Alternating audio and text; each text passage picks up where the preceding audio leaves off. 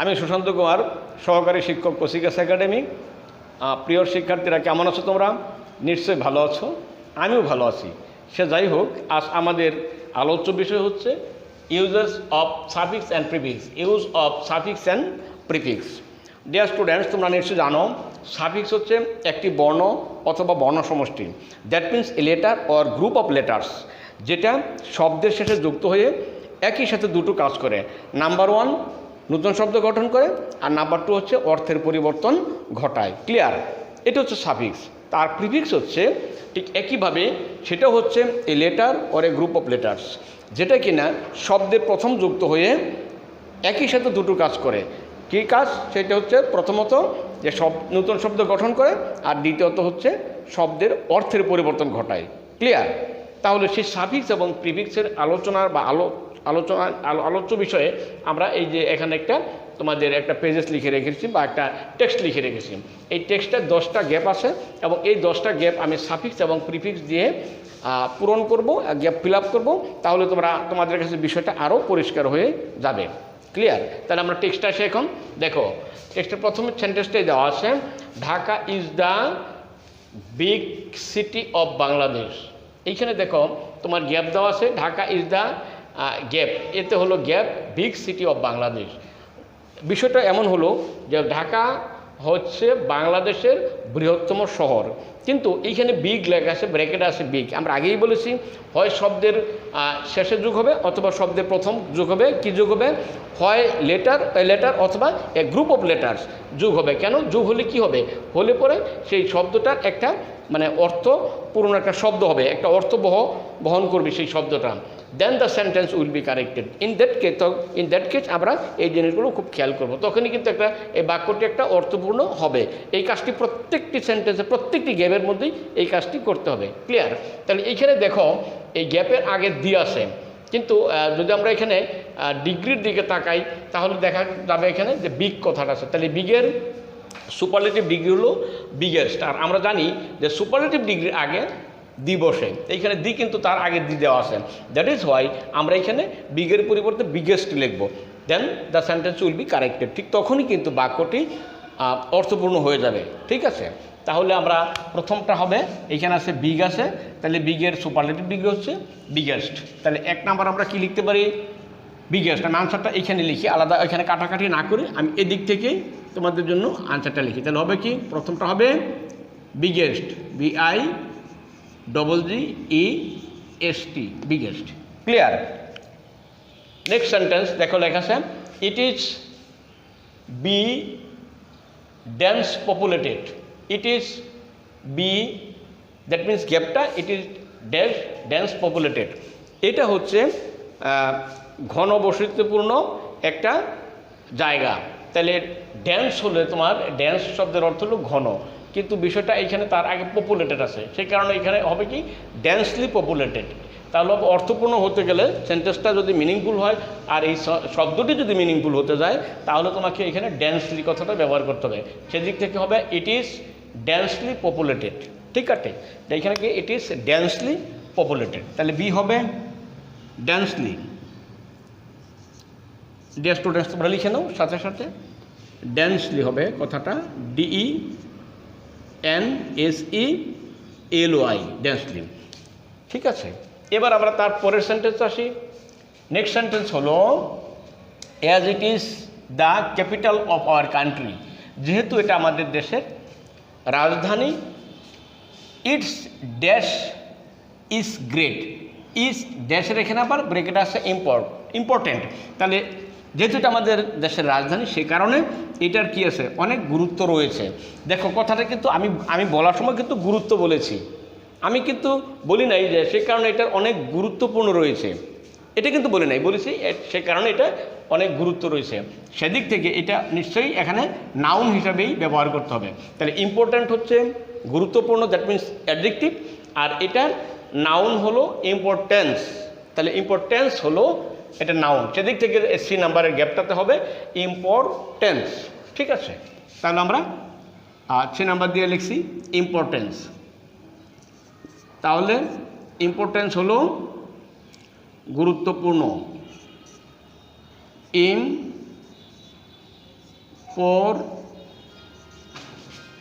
Tense. That means আমি spelling বলছি, I am ইম POR পর TANC, ইম্পর্টেন্স। ঠিক আছে, তাহলে সি নাম্বার হচ্ছে ইম্পর্টেন্স। তারপর আমরা নেক্সট সেন্টেন্স আসি, দেখো তারপরে লেখা আছে Dhaka is a beauty city. এটি এমনিতে বোঝা যায়, মানে দুই একবার সেন্টেন্সটা পড়লেই কিন্তু তোমার মানে নলেজে চলে আসে যে আসলে কী হওয়ার কথা। এটা বিউটি সিটি হয় না, বিউটিফুল সিটি হয়। সিটিটা যদি নাউন হয় তার আগে এইখানে একটা অ্যাডজেক্টিভেরই ব্যবহার থাকার কথা, কারণ এই সিটিটাকে এই তার আগে যে নাউন অ্যাডজেক্টিভ আছে সেই অ্যাডজেক্টিভ দিয়ে কোয়ালিফাই করবে সেই নাউনটাকে। দ্যাট ইজ ওয়াই এখানে হবে বিউটিফুল। ঠিক আছে, তাহলে হবে কি Dhaka is a beautiful city. Dhaka একটি সুন্দর শহর। ক্লিয়ার? তাহলে বিউটির পরিবর্তে হবে কি বিউটিফুল। তাহলে সেদিক থেকে আমরা ডি নাম্বারে লিখব বিউটিফুল, BEAUTI,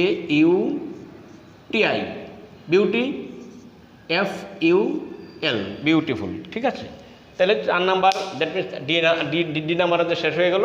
এখন আমরা তার পরের সেন্টেন্স হলো দি ড্যাশ। ড্যাশের এখানে মানে ব্রেকেট আছে, the dash, that means beautify. The beautify process of Dhaka is still going on.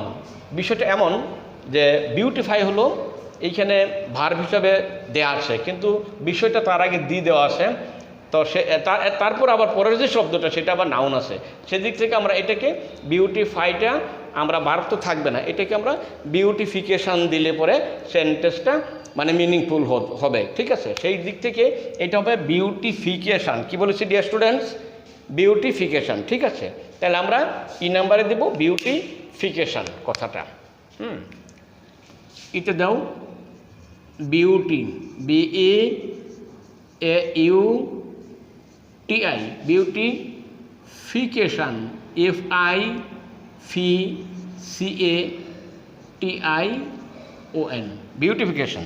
তাহলে কি দাঁড়ালো যে বিষয়টা হলো এমন যে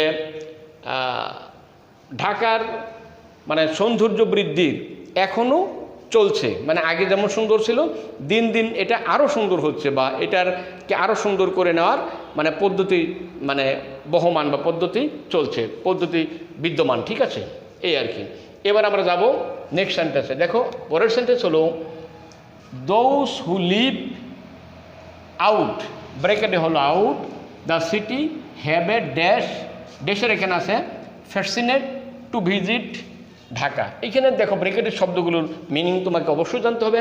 আউট তো তোমরা জানোই বাহির, তাহলে এইখানে আবার আছে তোমার আরেকটা ব্রেকেটে হলো ফ্যাসিনেট। ফ্যাসিনেট হলো মুগ্ধ করা। হ্যাঁ, তো সেদিক থেকে এইখানে হতে পারে বা এইখানে এরকম হবে যে those who leave out the city. বিষয়টা হবে যারা মানে সিটির বাইরে, বাইরে বা বাহিরে বলতে একটা স্থান বোঝায়, মানে এডভার্ব, সেই জন্য এটা হবে আউটসাইড। ঠিক আছে, এখানে হবে হু লিভ কি দোজ হু লিভ, যারা বাস করে আউটসাইড দ্য সিটি, মানে সিটির মানে বাইরে যারা বাস করে, হ্যাবে তাদের আছে। দেখো হ্যাবে আছে, তারপরে এটা মানে এই এর পরে এখানে যে ফ্যাসিনেট এটা এখানে ভার্ব হিসাবে আসে, কিন্তু রিয়েল এটা হবে নাউন। তাহলে এই ফ্যাসিনেটের নাউনটা হচ্ছে ফ্যাসিনেশন। ঠিক আছে, ফ্যাসিনেশন তাদের একটা মানে মোহ আছে, মানে আগ্রহ আছে কি করার জন্য, টু ভিজিট ঢাকা, ঢাকা ভ্রমণ করার জন্য, ঢাকা দেখার জন্য। ঠিক আছে, সেই দিক থেকে প্রথমটা হবে এফ নাম্বার হবে আউটসাইড এবং জি নাম্বার হবে ফ্যাসিনেশন। কেন হবে আমি বলেছি। তাহলে ই এফ হবে তোমার, এফতে হবে, তাহলে এইখানে আমাদের এফে হবে তোমাদের আউট, এফ হবে আউট, পরে কি সাইড, আউটসাইড। জিতে হবে কি বলেছি ফ্যাসিনেশন, ফ্যাসিনেশন মানে মোহ, FASCINATION TION, ফ্যাসিনেশন। ঠিক আছে, তাহলে জি হবে ফ্যাসিনেশন। ক্লিয়ার? তারপরের যে সেন্টেন্সটা সেটার দিকে তাকাও। পরে দেখো, আই ওয়াজ ভেরি, আমি ছিলাম খুবই কি ছিলাম, এইখানে লেখা আছে ডিজায়ার।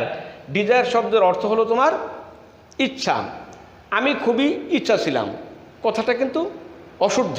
এটাকে বলতে হবে আমি খুবই ইচ্ছুক ছিলাম। দেখো চলে আসে, কিন্তু তুমি যদি বাংলাটাকে সুন্দরভাবে বলতে পারো শুদ্ধভাবে, ইন দ্যাট কেস তোমার কিন্তু ওই যে পার্শ্ববিশগুলো ধরা পড়ে। কি হবে এইখানে? আমি খুবই ইচ্ছা ছিলাম, এটা হয় না, কারণ ডিজায়ার তো ইচ্ছা। এটা হবে আমি খুবই ইচ্ছুক ছিলাম। ইচ্ছুক ইংরেজি হলো ডিজায়ারাস। এইখানে আমাদেরকে সেন্টেন্সটা কারেক্ট করার জন্য এই ডিজায়ারের পরিবর্তে দিতে হবে ডিজায়ারাস। ঠিক আছে, তাহলে সেদিক থেকে আমরা এখানে দিব ডিজায়ারাস, DESIROUS, ডিজায়ারাস মানে ইচ্ছুক। আমি ইচ্ছুক ছিলাম খুবই কি করতে? টু ভিজিট ঢাকা মানে ভ্রমণ করতে বা ঢাকাতে বেড়াতে, ঢাকা দেখতে আমি খুবই ইচ্ছুক ছিলাম। ক্লিয়ার? তারপরের সেন্টেন্স হলো, দেখো এট লাস্ট, সর্বশেষে কি হলো? আই ফুলফিল্ড, আমি পূরণ করলাম, আমার কি পূরণ করলাম? এসপায়ার হলো ইচ্ছা পোষণ করা, কিন্তু আসলে আমি আমার কি পূরণ করলাম? ইচ্ছা পোষণ করা পূরণ করলাম, আমি আমার ইচ্ছা পূরণ করলাম। তাহলে ইচ্ছাটা এটাকে নাউন হিসেবে আনতে হবে। তাহলে অ্যাসপায়ারের নাউন হচ্ছে অ্যাসপিরেশন। তাহলে কি বলেছি? এইখানে হবে অ্যাসপিরেশন। তাহলে সেদিক থেকে আইতে দিয়ে দাও অ্যাসপিরেশন, SASPIRATION, অ্যাসপিরেশন। ঠিক আছে, যে নাম্বার দেখো লাস্টে কি হলো? যে at last I fulfilled my aspiration last year, পরিশেষে বা সর্বশেষে আমি গত বছর আমি আমার মানে ইচ্ছা পূরণ করলাম। ঠিক আছে, এবার সেন্টেন্স হলো, দেখো পরের সেন্টেন্স হলো আই বিকেম প্লিজড, আমি খুশি হয়েছিলাম। সিং, দেখে, দেখে অ্যান অ্যাট্রাক্ট বিল্ডিংস, মানে অ্যাট্রাক্ট শব্দের অর্থ হলো অ্যাট্রাক্ট। এই অ্যাট্রাক্ট শব্দের অর্থ হচ্ছে তোমার আকর্ষণ করা। বিষয়টা এমন হয় যে আমি আকর্ষণ করা, আবার দালান দেখে খুশি হয়েছে। বিষয়টা হলো আকর্ষণ করা দালান, এটা বাংলাটা হয় না। বিষয়টা বলতে হয় এরকম, আমি মানে আকর্ষণীয় দালান দেখে বা ইমারত দেখে আমি খুশি হয়েছিলাম। সেদিক থেকে এটা অ্যাট্রাক্টের পরিবর্তে আসবে অ্যাট্রাকটিভ, মানে অ্যাডজেক্টিভ আসতে হবে। কারণ হলো বিল্ডিংসকে সে এখানে এই যে অ্যাট্রাকটিভ এই শব্দটা বিল্ডিংস, তারপরে নাউনটা দ্যাট মিনস এই যে বিল্ডিংসকে সে মডিফাই করছে। দ্যাট ইজ ওয়াই অ্যাট্রাক্টের পরিবর্তে দিতে হবে অ্যাট্রাকটিভ। ক্লিয়ার? তাহলে যে নাম্বার হবে অ্যাট্রাকটিভ। ডিয়ার স্টুডেন্ট খুব খেয়াল করো তোমরা, এটা হবে অ্যাট্রাকটিভ, ATTRACTIVE,